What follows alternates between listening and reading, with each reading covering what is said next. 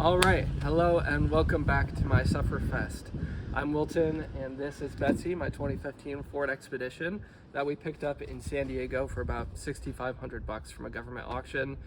She came with almost pretty much no hitch back to San Francisco, if you can't tell from these huge hills, all the way from San Diego. And before I can sell her, need to do a timing chain replacement, which is a pretty big job. It's typically about 20 hours. It'll probably take me 3 times that because I'm not the most mechanically inclined person, but follow along and let's see how much stuff I can break. All right, so let's talk about the timing chain that needs to be replaced on this car. The timing chain, along with the cam phasers, essentially sometimes don't get enough oil and the chain can stretch and the phasers can go bad, which has to do with the variable valve timing, which helps with efficiency. This is essentially a performance motor with variable valve timing and twin turbos. One of the problems is the timing chain is really long, like this, and it needs to be replaced. So that's what we're gonna do. All right, finally time to start this project. Oh my God, Jesus Christ. And the door slammed open. Coffee spilled on me, and it is a very windy and rainy day in the Bay Area.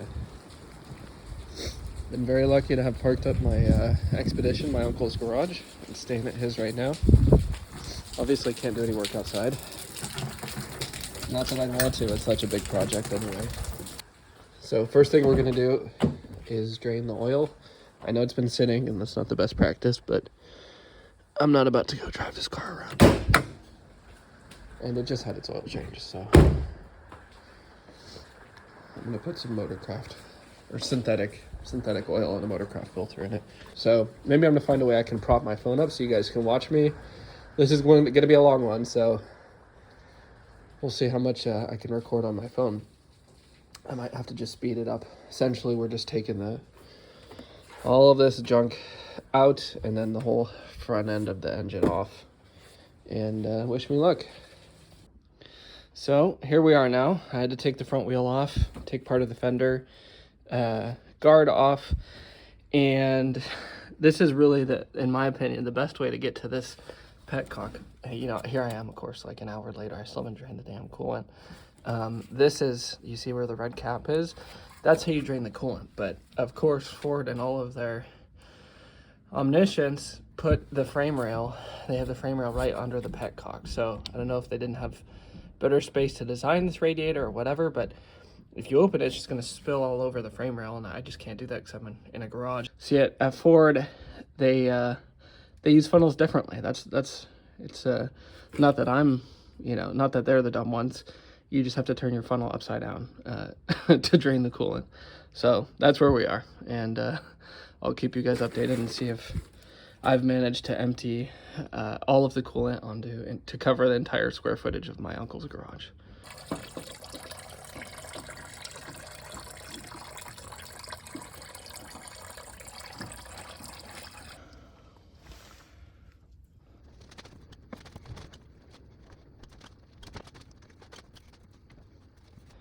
So here we are a few hours later. I've removed some of the main stuff.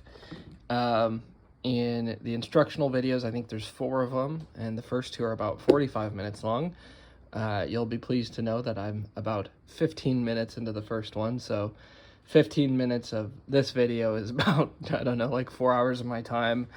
Just every little thing is kind of hard to get to in this car. The coolant drain, I had to make a special funnel, remove the tire. A lot of these big tubes that I had to take off, like kind of this size that go to the turbo or the air cooler, the clamps are really hard to get to, and I don't have all the specialty tools, and there are all sorts of little vacuum lines. I already broke a retaining clip in here, and I ripped another rubber line, so we'll see if I can repair that. But it's kind of a fight. It's not like hugely difficult. It's just every little thing takes a while, and I have to go back and watch the video. But I am making progress. So soon I'm going to be taking this intake off, and then the valve covers, and then we'll go from there. Just got the intake off, so now time to clean some of those squirrel snacks up, and then I'm doing the valve covers.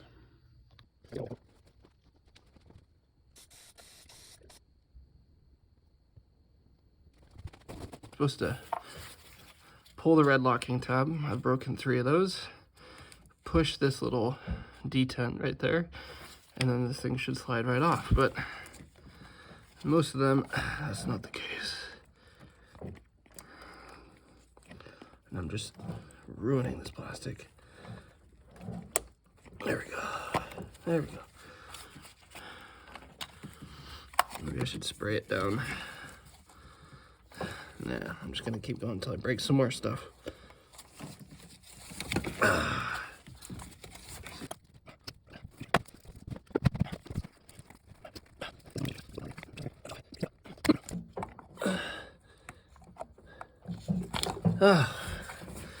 Wow, I can't believe I did that.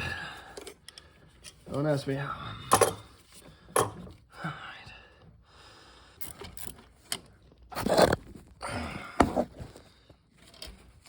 Very easy, he said.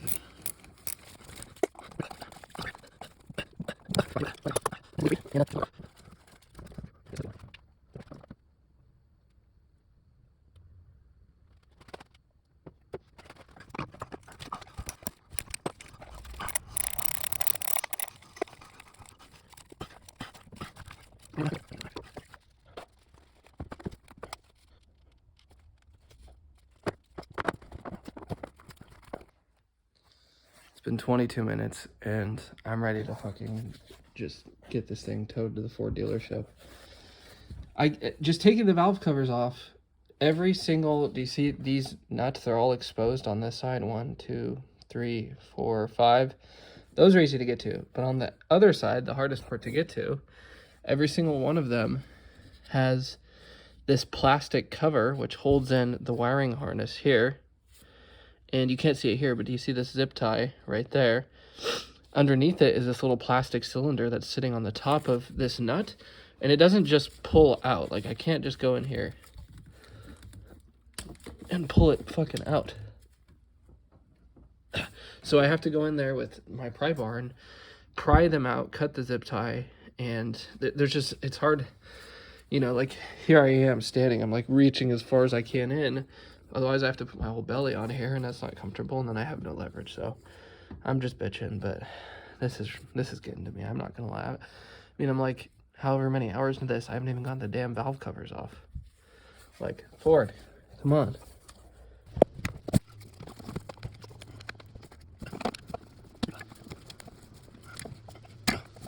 Fuck. Here's another thing of tomfuckery. There's this nut on top of the screw, and then I need to get to that nut. Like, what is this? Quit putting brackets and things I need to pull off. And so now I gotta figure out how to take this thing. Looks like it's attached here to the goddamn alternator. Maybe I'll just pull this motherfucker out. Alright, that's what we've done. We've done a thing. I'm just so sick of taking shit off. Just let me get to the valve covers. Jesus Christ. Alright, shit. Here we go again.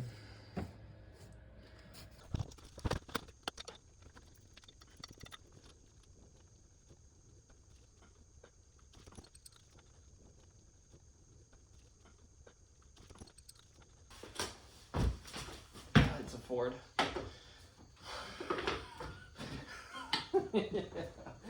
All right, so here we are. Late into the night, I was able to finally get some valve covers off. Man, those were a real bear to get off. The guy spends like 3 seconds saying it's super simple. Well, it wasn't for me. You can see here I had to really, I don't know if you can see all the little nicks on the metal here covering the head, but it was, it was just a bear to get off. I had to pry and pry and pry, and I actually broke some plastic on the one on the left, because what they don't tell you is that there's a certain number of bolts on the right one, and on the passenger side, there's an extra bolt in the back. So I was prying and prying and prying, and eventually I broke some of the plastic, and I didn't realize until after that there was a bolt that's in the direct back of the middle back of the head of the valve. which I hadn't seen on the left one, not on the right one. So yeah, I'm gonna see if I can epoxy that without having to buy an $80 valve cover.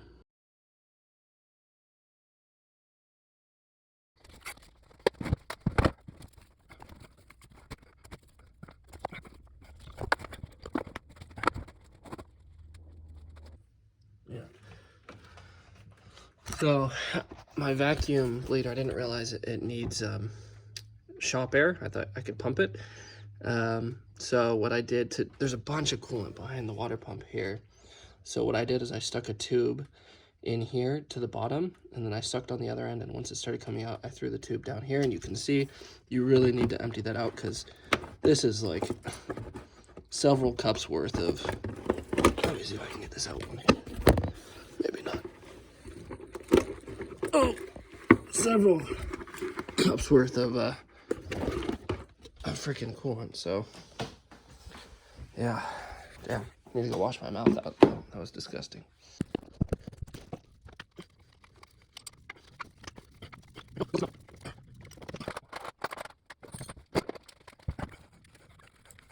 Oh, fucking Christ.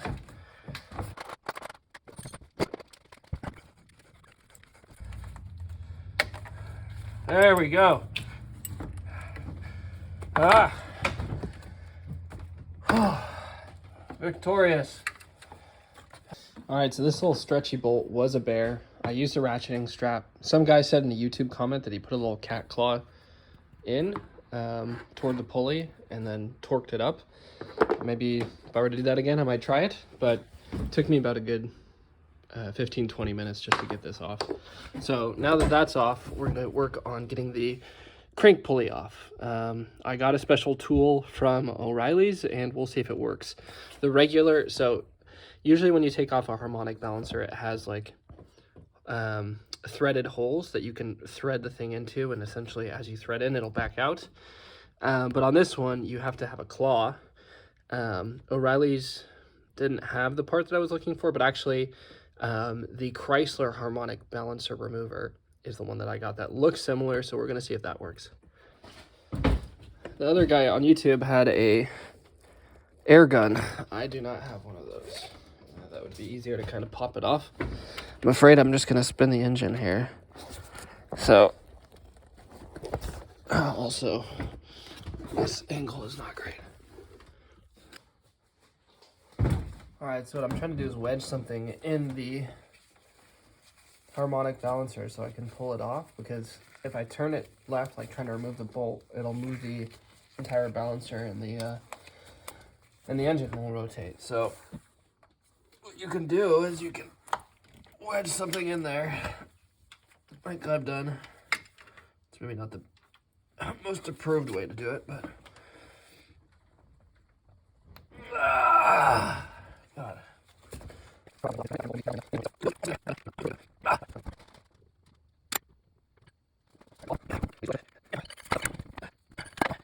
All right, I finally got it out. That was a pain. Probably took me 30 minutes.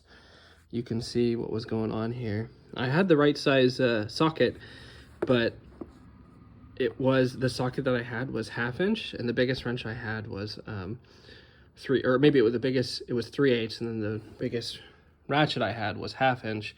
So I had to use an adapter, and it was sticking out too far, and with that amount of torque you're pulling on, the leverage was kind of putting all the pressure this way, so that the extension was kind of kept sliding off, and I just couldn't really get a good handle on it. So I had to go to the hardware store, and luckily they ran out impact guns. Now it's only a 1/4 inch impact gun, but I sprayed some WD-40 on it, used it, didn't get it off, pulled on the wrench, didn't get it off, did that about 3 more times, and finally I was able to get this off. So that was a real bear.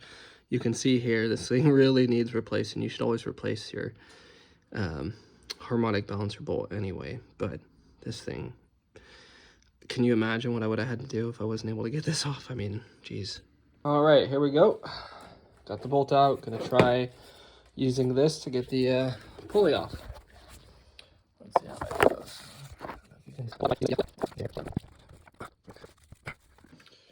All right, now we're gonna be pulling off the alternator, or at least moving it to the side. We're gonna take the, I'm assuming we're gonna take the water pump off here, and then the front cover. Exciting stuff. You can finally see the little fluid swamp. This is Betsy's lake down here. She's leaking and dripping.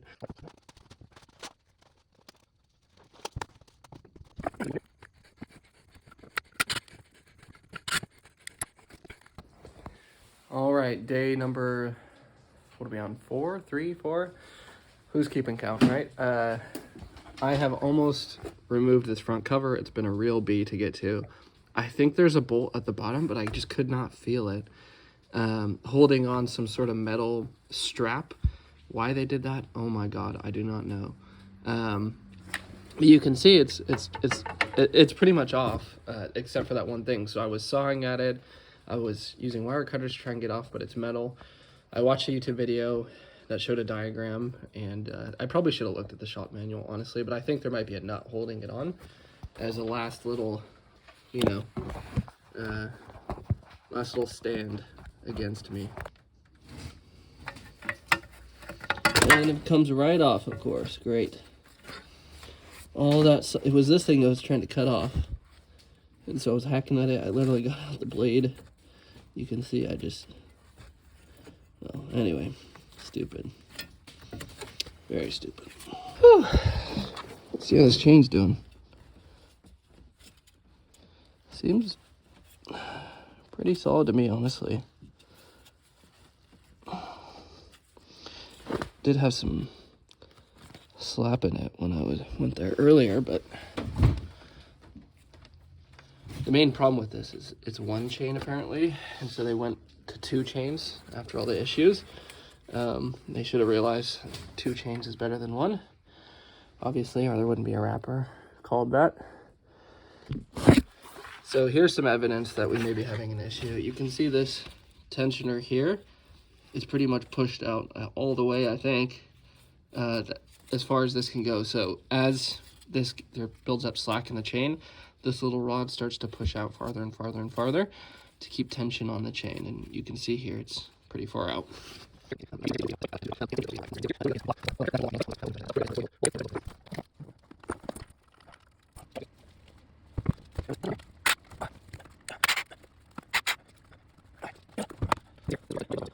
So for fun, I thought I'd take my 2 chains. Here's the old one and then the new one. And I know it'd be better if they were hanging or something, but it's pretty obvious there is some amount of stretch right there. Not huge, but I mean, based on the tensioner, you can see how far that was out. You know, I guess that's enough to make a difference and throw a code, you know, 1/2 inch. I probably, you know, who knows, I could have run it for another 30,000 miles or something, and it might have been fine, but it was throwing codes, and there was one point where it was under power. Who knows, maybe that's another issue. But yeah, so there was some stretch.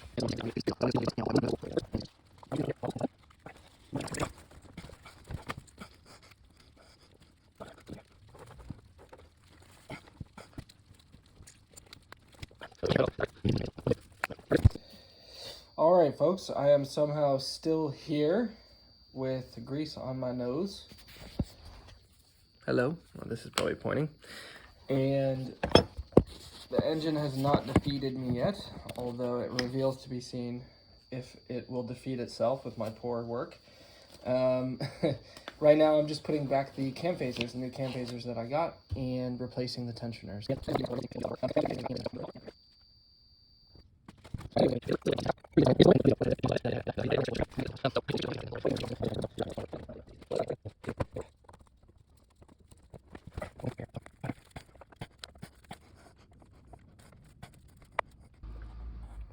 fuck on there.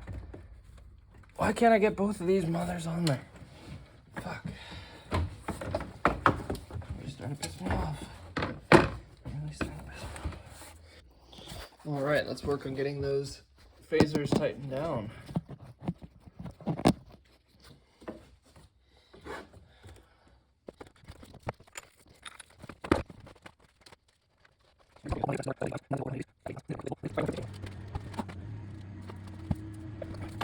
So everything looks pretty good. I've got the new chain on. You see how this colored mark is matched with this little indent over here as well.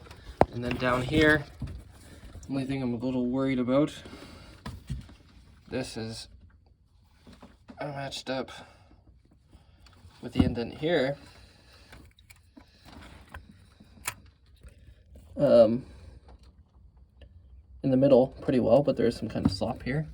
I think that's what the tensioner's for.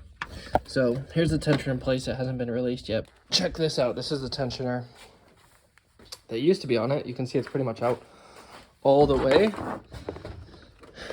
compared to this one. Right, that's pretty huge difference in tension, right? This one's not out all the way. This will probably add some. You know, the new one will add some, but not that much, that's for sure.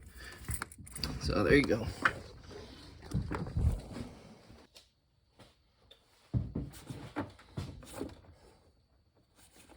Just gonna put the tensioner back on. I was just a little scared things weren't tensioned correctly, but I think we're good. Famous last words, right? Fuck. It was at this moment that he knew. He fucked up. 2 screws.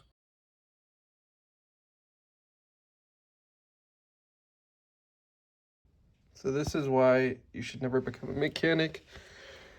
I'm not a mechanic, so I'm worse than a mechanic. I lost a bolt, and I mean, just look at the intricacy of everywhere it could have gone. I lost 2 bolts. I immediately found the first one. It was in a tarp. And I was searching last night, probably for 45 minutes trying to find this bolt. I was afraid it had gone in the engine. And I mean, look at all the nooks and crannies and little shitty places and wires. And I know I saw a spider in there earlier, and I was just putting my hands in ungodly places that a man should not do. And I had my little magnetic searcher, and I was just getting no luck at all. Look at this. Look at it. I found it. I mean, look at how it's wedged.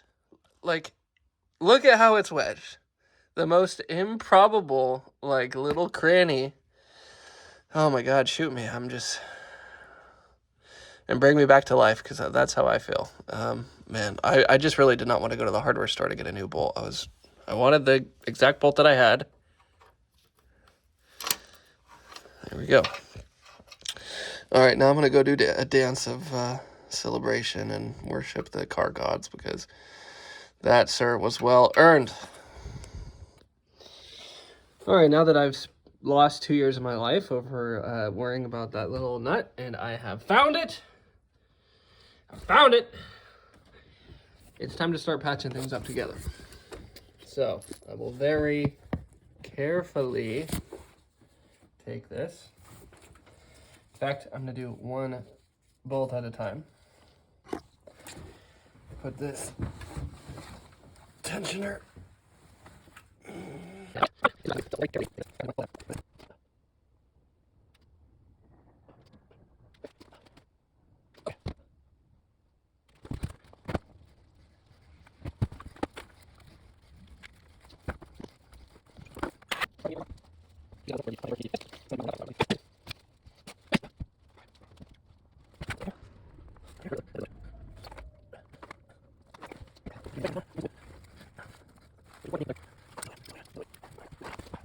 Now, back to torquing.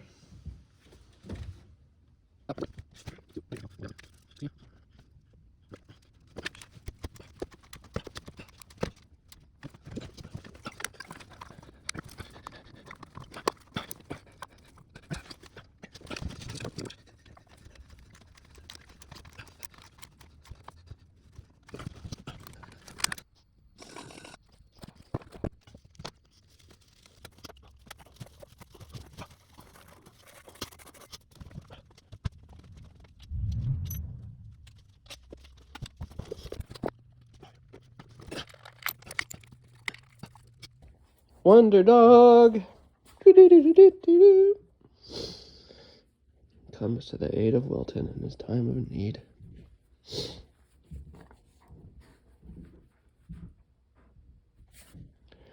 You gonna help me out? You gonna finish this up together?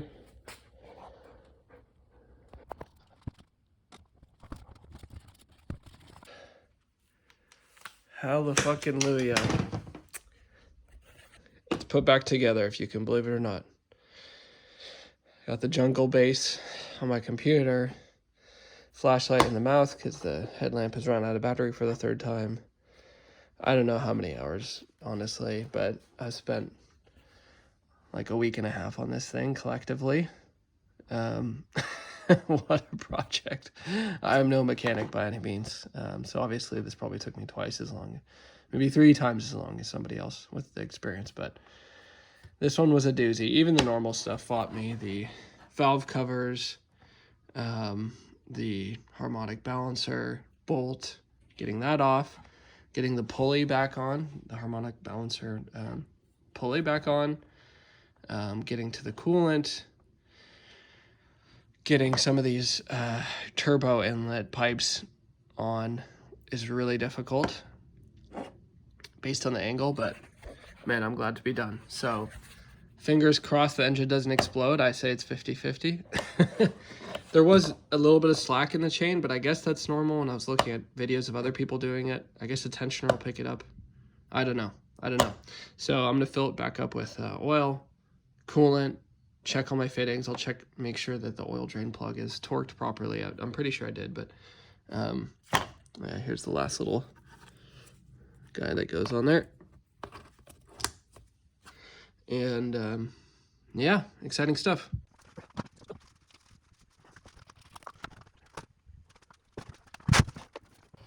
All right, now for the moment of truth. One, I'm wondering if the battery's dead, but I removed the fuse for the fuel pump, and now we need to crank it over to see if we can get oil pressure. My battery's dead. Yeah. All right, battery is dead. So hooking it up to my cousin's trusty Subaru, more reliable than my car, and hopefully that'll be the trick. All right, now let's see if it starts up. Or not starts up, but at least cranks.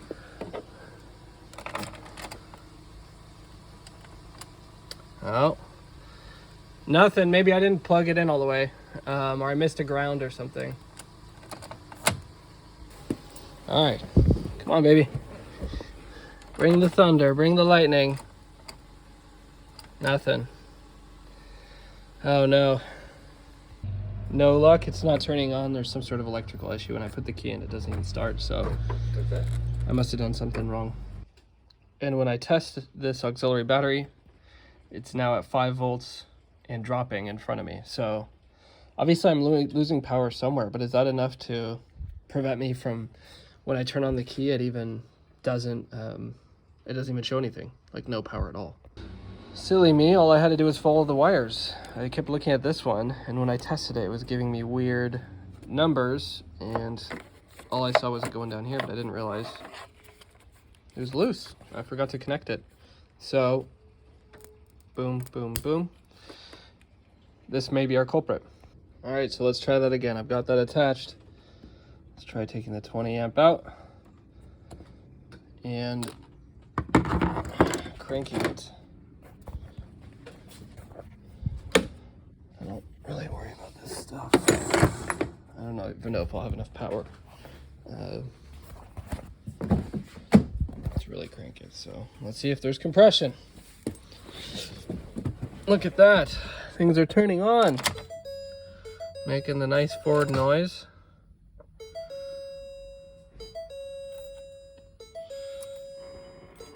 Okay, all right.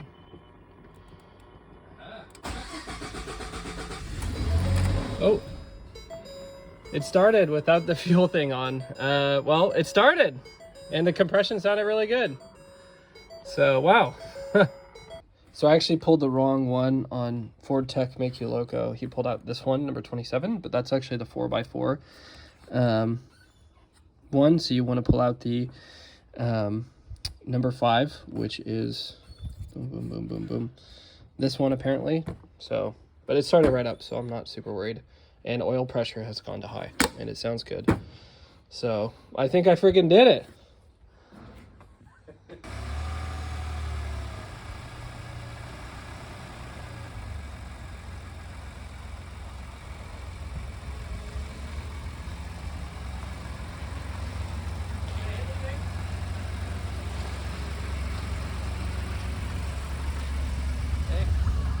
save it.